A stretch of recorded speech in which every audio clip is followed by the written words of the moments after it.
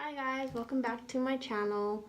So I know a lot of my videos have been about traveling, but today I want to take a different direction and I wanted to share with you guys how I get my hair to be so long. Over my lifetime, people have always asked me, how do I grow my hair so long? How do I maintain it? So today I'm going to share with you my 10 tips and tricks on how to get luscious hair like mine. So let's get started.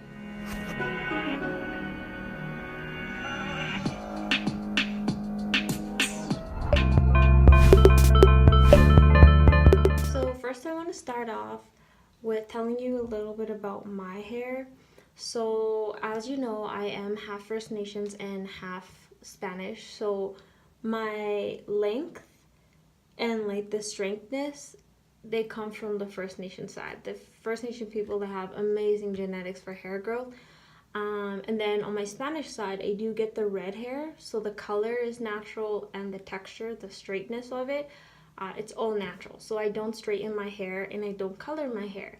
And I think that definitely has a lot to do with why my hair grows. I want to let you guys know a lot of the reason why your hair may not grow is based on your genetics. But all of these tips today that I will share with you, regardless of your genetics, they will help with hair growth. So tip number one that I follow is whenever I get out the shower, I always wait for my hair to fully dry before I comb it out. The reason being is that when your hair is wet, it stretches, the elasticity is more higher, so there's higher chances of breakage. So always just wait for your hair to dry before you comb it out. Tip number two goes hand in hand. Whenever I do get out the shower, I always try to put a towel and I try to avoid blow drying my hair. Again, the heat, it affects your hair a lot. So if you can, like my hair is really long, so you can imagine how long it takes. Usually I try to shower in the nighttime. If you can, avoid using a blow dryer and just let your hair dry naturally. Tip number three, when brushing your hair, I like to use these kind of brushes, the ones that don't, I don't know what you would call that, the brush heads that come out. It's like plastic, I guess. I don't know how to explain that, but you guys know what I mean. And when I get the ones with the rubber part, if my hair's tangly, it like rips out. So this does the job. So my third tip is in regards to brushing your hair. So when you brush your hair, you want to start from the ends and then slowly brush your hair up to your roots. Now, the reason that is because your hair grows from the follicles, your hair follicles. So if you start from here and then you work your way down, you're potentially ripping your hair out of your follicles. So you want to be gentle with them and always start from the bottom and work your way up. And I promise you it will be less painful as well. Tip number four. So this one is really important and a lot of you guys may think I'm disgusting for this, but it's the reason why my hair is long, honestly. I don't wash my hair every day. I wash my hair every other day, so I try to do it Monday, Wednesday, Friday, and Sunday. That's my schedule. Unless you're one of those people that like go to the gym every day and your hair is like dripping, sweaty, and whatever, but if you can, wash it every other day. Now the reason being is because that natural buildup of oil that comes at the roots is super good for your hair, super healthy. That is what's gonna make your hair grow, because when your hair gets dry, when you wash it every day, you're straining all of that oil out of your hair and your hair needs that to grow. So don't wash your hair every day. So I know a lot of you ladies out there, even men, you guys love to color your hair. You know, you like to have a different hairstyle every month or whatever it may be. It's the main contributor to why your hair is not growing, because your hair is dead, it's dying, especially if you're bleaching it. avoid bleaching and coloring your hair at all costs possible. If you can't, just stick to the reds and browns and blacks and whatever you do, but avoid bleaching. Bleaching, you have no idea. I've put like blonde streaks in my hair once, and oh my god, I had to cut my hair. Like, I had to cut 10 inches off of my hair just so it could go back to normal. So don't bleach your hair. Tip number 6. So I learned this one in my university years. It's actually my last year. If y'all don't know, I'm down in Lethbridge right now, finishing my last year. I learned that putting your hair in buns, especially messy buns, and when it's wet, just like scrunching it up and then putting it like in a bun, it's so bad for your hair. Breakage. Like, for a month straight, I put my hair in a bun every day. And it was pulling too. It was pulling at the front of my hair. Like, my eyes were like this all the time. But yeah, it's more about the scrunching up that is bad. So, I mean, if you want to do like a nice, neat, braided bun, that would be better, but try to avoid doing those messy buns. 7.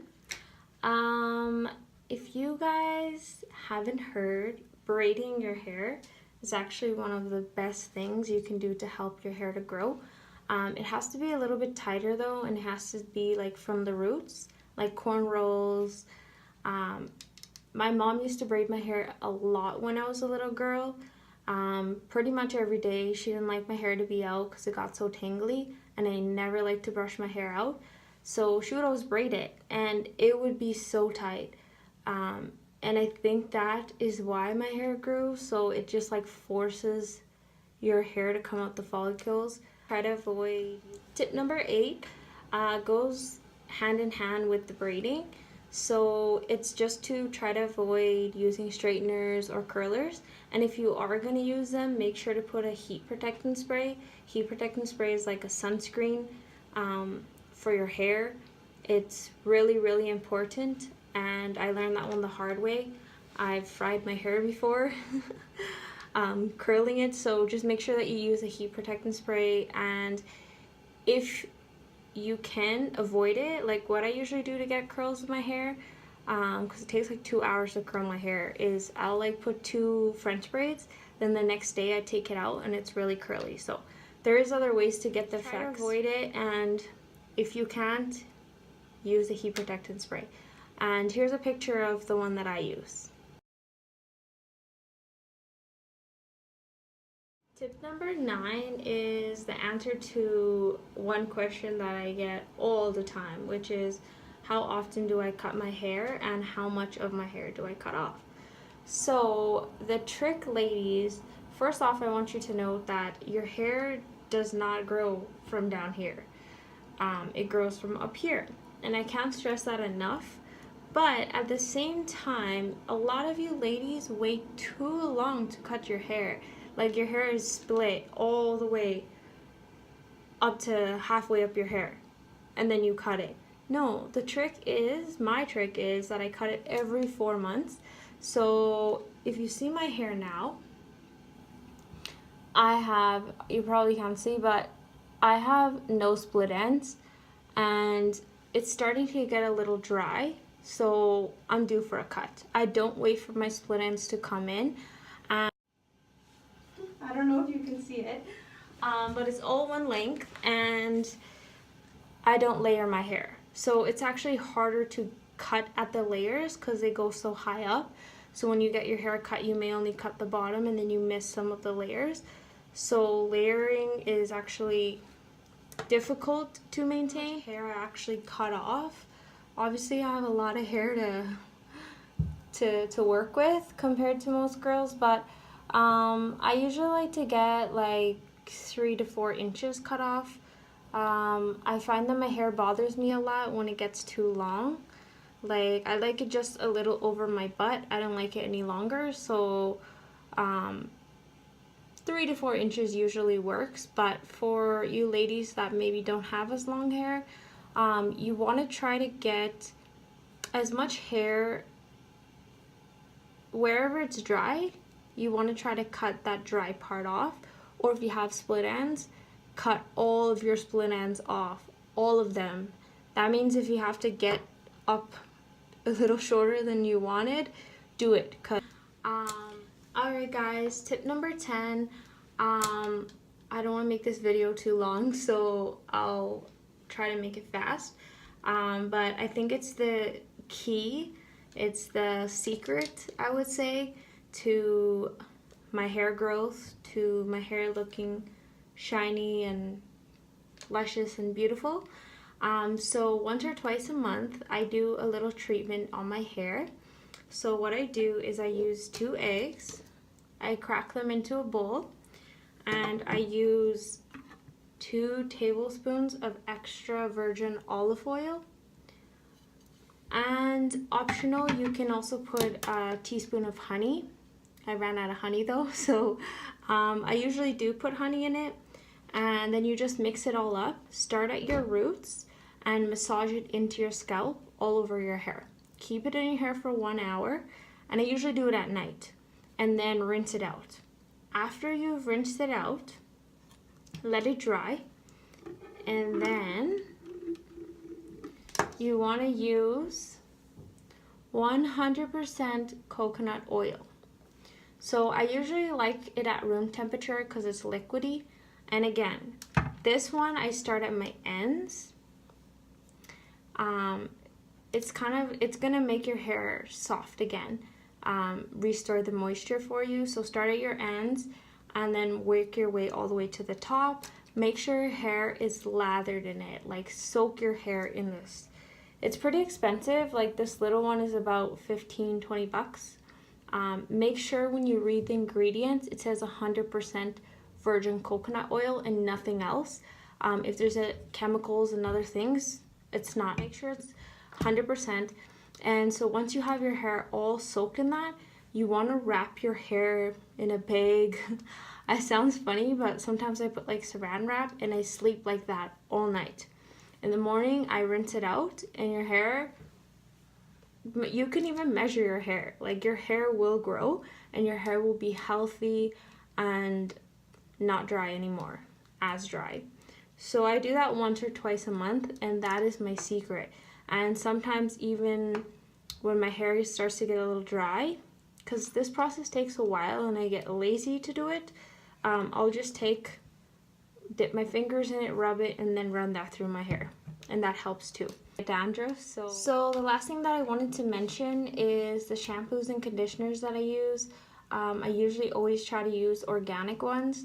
Once in a while I do use Head and Shoulders because I get dandruff, so Head and Shoulders definitely works for that, but it's really hard on my hair, like it makes it very dry. So I just do that like a few times a month when I need it, the Head and Shoulders. But always organic shampoos and conditioner. If you haven't been to Lush has like these little bars that you can use, and they're amazing, and you don't have to worry about them in the bottle. So check out Lush for shampoos and conditioner, organic. And that's all I have. I hope that this video helps all of you ladies and gentlemen out there struggling to grow your hair, and hopefully you will see results. Make sure to share with all your friends, like, and subscribe to my channel. Bye!